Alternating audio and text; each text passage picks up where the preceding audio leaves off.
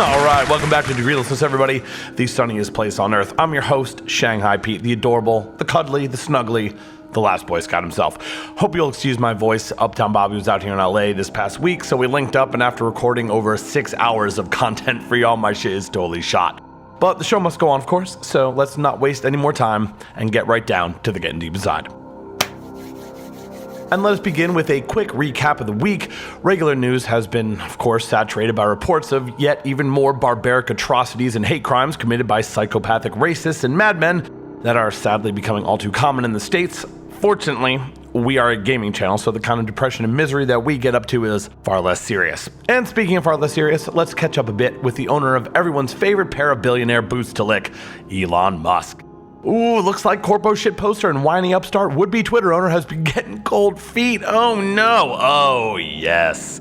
Whether that's due to his stated reason being suddenly concerned about all the obvious bots that permeate the platform, or the recent demise of crypto, who's to say? Dude, you said the whole reason you wanted to buy it was to clean up the fucking bots in the first place. Not that anybody believed you. And now you're backing out because of all the bots? I told you this guy was a fucking phony, geez. He just got bored even quicker than I expected. What a fucking clown. Remember, this is also the guy that said American workers are lazy and trying to avoid going to work, unlike Chinese workers who supposedly willingly allow them to work them to death on a daily basis. This is your fucking guy? Really? You should be embarrassed. And speaking of clowns, guess what? Surprise, surprise. Crypto has turned out to be exactly what most of us have long said it would be. A new and novel way for regular people to be manipulated, exploited, and ultimately completely crushed. And all just in time for Square Enix to trade Tomb Raider for some sweet NFTs. Way to go, boys. I'm not vindictive enough to do an I told you so segment on this, mostly because more than anything I just feel bad for all the normal people that got totally fucked by this, but still, holy fucking shit, guys, what a disaster. So, y'all buying the dip or what? Let me know. Next, we must briefly mention the tragic Starfield delay into 2023. And yes, I did say tragic. While Bethesda may be among the worst of the worst, that doesn't mean that they don't occasionally take brief breaks from sacrificing babies to the fires of industry to sometimes, very rarely, release a fun game. And I, perhaps naively, was really hoping that this one would be good. The devs have been noted as saying something along the lines of not wanting Starfield to become the next Cyberpunk and, you know, insert obligatory Shiggy meme here, but that's totally fine with me. What happened to Cyberpunk, in my opinion, was truly sad.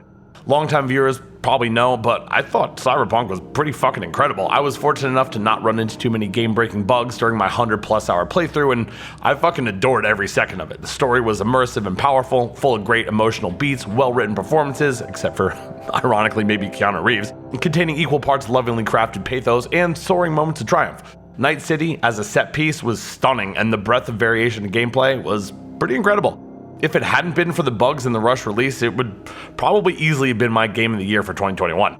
And the truly tragic part is how many people will just never know that there's a really good game buried beneath all those bugs and controversy. It's a total bummer, but at the same time, I mean, CDPR already made their fucking money, so like, I guess whatever. So I don't blame Bethesda devs for wanting to steer as clear as possible of any scenario like that. Just sucks that we'll probably have to wait another year to find out if Starfield is one of those ultra rare diamonds in the rough that Bethesda lurches out of its cave to release every few years, or if it's just another piece of exploitative corpo wallet soak. Let us close this edition of the weekly recap with something that may actually indicate good news. I know, I haven't suffered a stroke or anything. There actually may be good news. Now, in case you haven't seen yet, there's been some interesting screenshots floating around the internet that are looking more and more likely to be from new Silent Hill projects. Yes, be still my fucking heart, I know. The rumors surrounding these images suggest that not only are there new Silent Hill games in the works, but also a remake of Silent Hill 2. And I know what you're thinking because I'm thinking it too. Oh fuck, bitch, no. But wait, I did say good news. The current speculation is that Team Blooper are actually the guys doing it. They are notable for 2 games, Layers of Fear and The Medium. I don't know anything about Layers of Fear, but I played The Medium and that was fucking awesome. So, all may not be lost. According to VGC, the remake will include reworked AI, animations, puzzles, and several new endings. Honestly, I could kind of go either way on that. I think I'd personally prefer that they keep their hands off the fucking internals of the game, but their previous work has been awesome, so maybe we can just be a bit optimistic about this. Now, as many of you may be aware, rumors about a Blooper team-led Silent Hill project have been doing the rounds on the timeline since mid-2021 at least. Though there's of course been no official confirmation, rumors are now rapidly piling up from multiple sources, all saying essentially the same thing. My guess is that whatever comes out is likely going to be a fucking edgelord train wreck, especially going by the screenshots that are out there. I mean, look at this. Like right on the forehead, I hate myself. Really? Y'all don't think that's a little, I don't know, on the nose for a fucking Silent Hill game?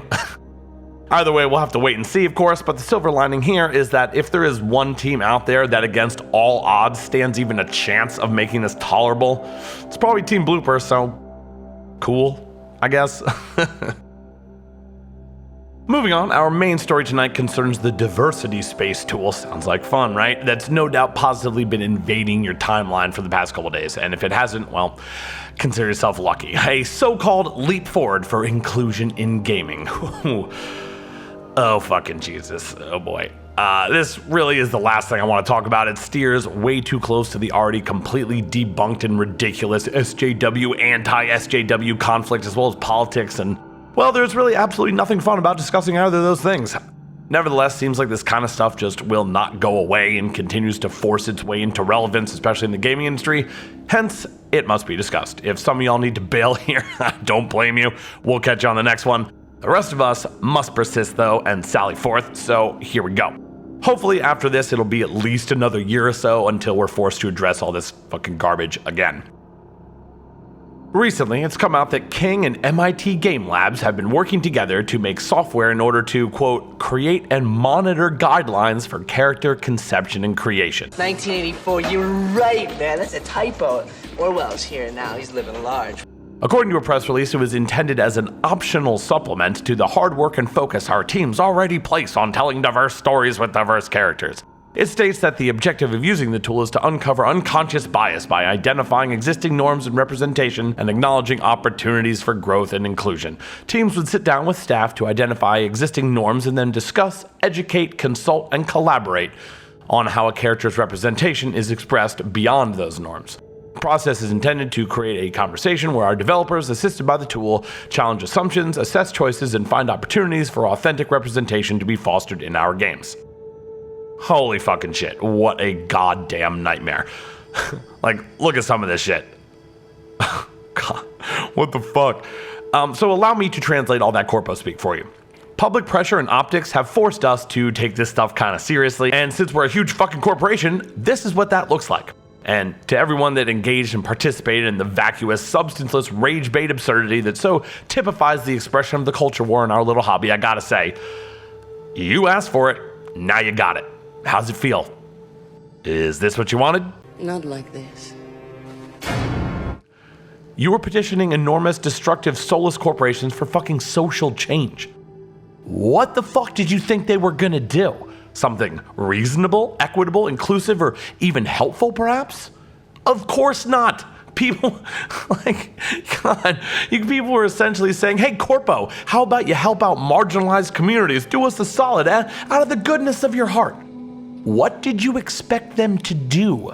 Corpo problems get corpo solutions. This is what happens when sickos selfishly and thoughtlessly use the legitimate social demands and concerns of real, marginalized people as vectors for satiating their own ego from behind the safe anonymity offered by online social networks. The meaning gets lost every time. Whatever sincere objectives those movements once championed become unavoidably perverted by bad actors' feverish desire for increasingly severe reactions and punitive escalation. Whatever genuine desires and goals the people behind those types of movements may have once had, eventually, on a long enough timeline, become completely subverted by internet whack jobs just looking for their next dopamine hit from the public tribal witch hunts that they've turned so many of those movements into.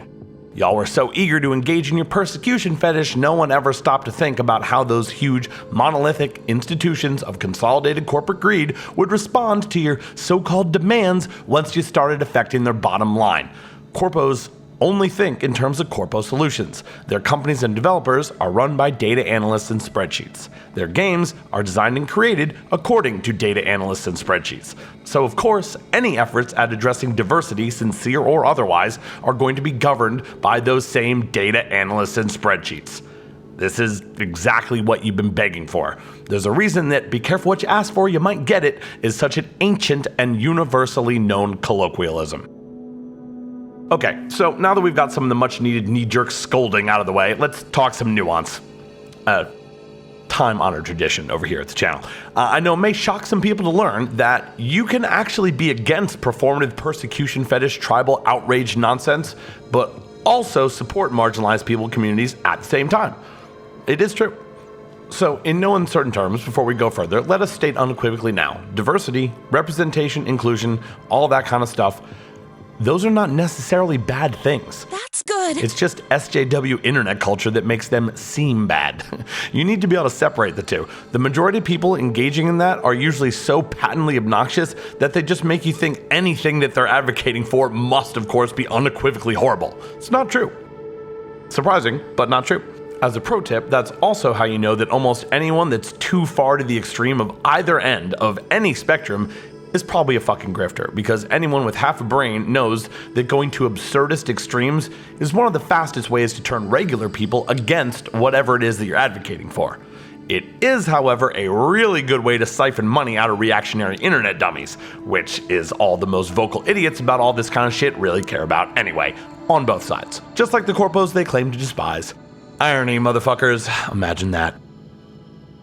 You see, boys and girls, life is a never-ending maze of gray areas. Just because I think whining about a game character's hairstyle or sexual preferences or skin color is fucking stupid, and in most cases only done as rage bait to farm outrage clicks and content, doesn't mean that representation, diversity, and inclusion are not important. They are. But like so many other things, the crux of the matter is in how all that is addressed and implemented. If the appropriate focus is not placed on the implementation and, most importantly, the outcome of those efforts, then you just end up drowning everyone in a deluge of obnoxious and hollow virtue signaling and agitprop, the likes of which you regularly see come out of places like Amazon, Kotaku, and Disney, which, if anything, as we all know, do nothing but turn regular people against those efforts. That's what most people get upset about, not the idea of inclusion or diversity, but the utterly useless and often insulting and destructive way that kind of stuff is implemented and the lack of any real outcome. Because, shock and surprise, most people are inherently decent and they resent tokenism and being pandered to. And that's part of the true tragedy of stories like this. You often have people that may mean well doing more harm than good to the values and goals that they care about because they got duped into some insane tribal ideology by disingenuous grifters. And because we live in a reactionary dystopia, and people being what they are, almost everyone will always gravitate towards the reward that they can get with the least possible amount of work. And internet virtue signaling and the dopamine rush that it rewards whenever someone gets bullied into blocking you or disabling their account is always going to be far easier and more attractive than the alternative. The alternative, of course, being doing actual work. And actual work, like organizing social movements, getting people together with boots on the ground to form a union, or being a true advocate for change that you believe in, requires actual work, which is the expenditure of effort and willpower. And sadly, as we've seen, the internet is truly undefeated in that area. Anything you can do in your pajamas from your bedroom without any risk is going to attract far more engagement than stuff that requires you leaving your mom's basement. And though I would like to hope that among my audience there's not many of you that would do this, but if there are some of you out there watching this and still scoffing at the idea that diversity, inclusion, and representation are not unilaterally negative things, let's just try for a moment to be an actual empathetic human being. Now, I know it's very easy to see words like representation or inclusion and just want to shut off your brain and go, SJW bad. I mean, I get it, go watch some of my old videos, I did that shit too. I'm afraid, though, that in these modern times, I'm going to require just a bit more intellectual effort on your part. Just because you don't understand something or it's not happening to you doesn't mean it's not real or doesn't matter to someone. Even if playing as a character that looks like you wouldn't matter to you at all, you should consider whether or not you, an adult, being annoyed by a blue-haired wacko is truly a good reason to deprive some kid who is likely struggling in one way or another, the joy and feeling of acceptance that seeing themselves represented in a game, show, or movie would bring to them, even if there's only a small chance of it. Just because revolting corporate gaming companies try to stuff a social agenda into an algorithm doesn't mean that social agenda doesn't have merit. In fact, in many cases, the effort that institutionalists put into trying to corporatize something should tell you just how much merit it might actually have. The worst thing that you could do is let a fucking greedy, inhuman corporation convince you not to support causes that advocate for social good. That's what they want. They want to use your reflexive dislike of cringy social justice warriors to trick you into acting against your own best interests and, more importantly, their profit margins, while the rest of the idiots just keep throwing money at them. Don't let them do that. Unless you're some ghoulish, anti-populist corpo bootlicker, we're all on the same side, guys.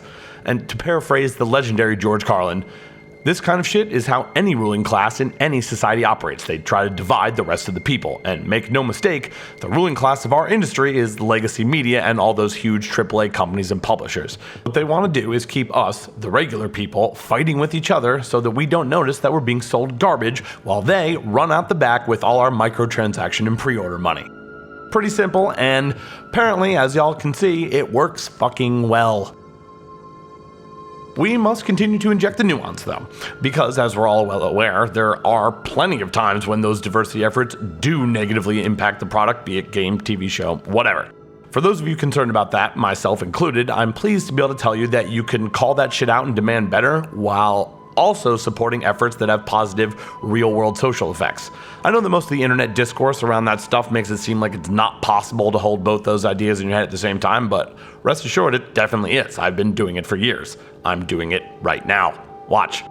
I didn't like The Last of Us 2 because the story was garbage and they killed Joel off in the beginning. I thought Captain Marvel was kind of a shitty movie because the writing was substandard Saturday morning schlock and the lead performance was boring, wooden, and stiff as fuck. The Last Jedi was a bad Star Wars movie with a nonsensical script, plot holes you could drive a truck through, and the type of internal logical consistency that would drive a calculator insane. All that would still be true if you removed the pink-haired SJW characters. Mark Hamill himself didn't even like that garbage. Black Widow, also terrible. Not because there were women in it, but because the script was fucking trash. Presence of a black dude or a woman on the cover of Battlefield games didn't ruin them, the lazy assembly line algorithmic design did. Horizon Forbidden West, not a letdown because they made Aloy ugly, but because Elden Ring made it look kinda stupid. See? Very easy. Remember, being a normal person who doesn't feel threatened by the presence of a lesbian or a guy with brown skin doesn't make you the same thing as a shrieking persecution fetish SJW Twitter activist. Anti-SJWs will try to convince people that it does, though, to try to shame them out of saying what they believe, but that's because most of them are bigoted fascistic weirdos. By the same token, though, simply preferring that your comics, games, movies, etc. remain true to the source material and not be ruined by a psychotic corpo madman trying to manipulate customers with a diversity space tool doesn't make you an anti-SJW either. In fact, it just makes you a regular dude like the rest of us. And that's the worst part of this nightmarishly dystopian diversity space tool. It's literally the exact type of scenario described by reactionary grifters. It puts the worst possible face on this issue, which is why so many people, myself included, have been against all this brigading since it started, because this was, of course, what it was going to end up with. It wasn't going to result in a good outcome for people, it was going to result in this. Internet activists were always destined to create the very thing they claimed to despise. It was inevitable. This was always the end game.